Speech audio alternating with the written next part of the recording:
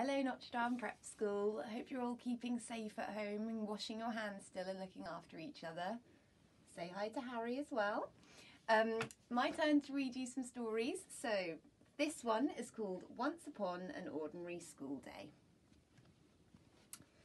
Once upon an ordinary school day, an ordinary boy woke from his ordinary dreams, got out his ordinary bed, had an ordinary pee, an ordinary wash, put on his ordinary clothes and ate his ordinary breakfast.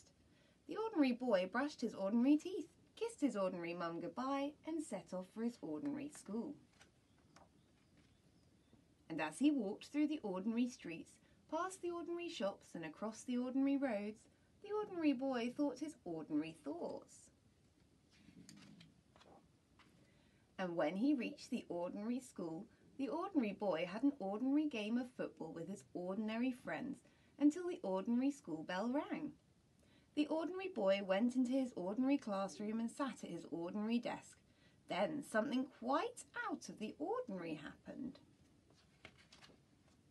"Good morning, everybody," said a quite extraordinary figure, bounding into the classroom. "My name is Mr. G, and I'm your new teacher.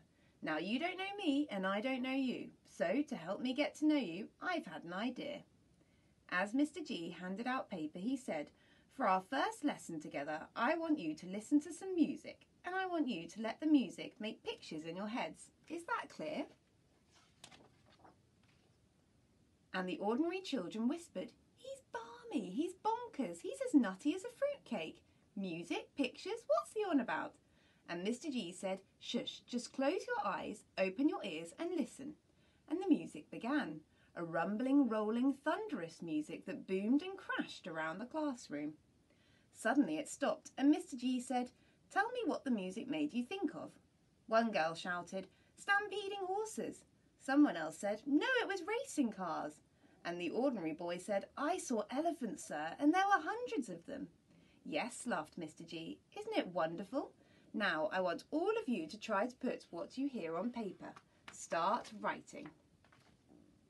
And as the music grew and swooped and danced and dived once more, the ordinary boy began to write. He used words he didn't fully understand, and his story made no sense, but it didn't matter, and he didn't care. And he wrote as fast as he could. But it would never be fast enough. There was just too much to say. It was as if a dam had burst in his head and words just came flooding out. And the words were his toys, and he was lost in the game, the storytelling game, and it was extraordinary.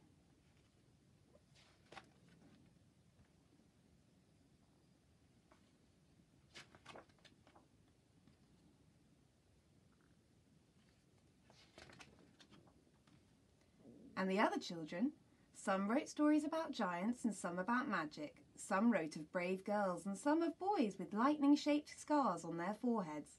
Some just made stuff up because the music didn't mean anything to them. And Pauline Crawford read the Beano. Some wrote stories they thought would please the teacher, and some became heroes and some became villains, and some thought the whole thing was silly, and Billy Pearson fell asleep. "Perchance to dream," said Mr. G.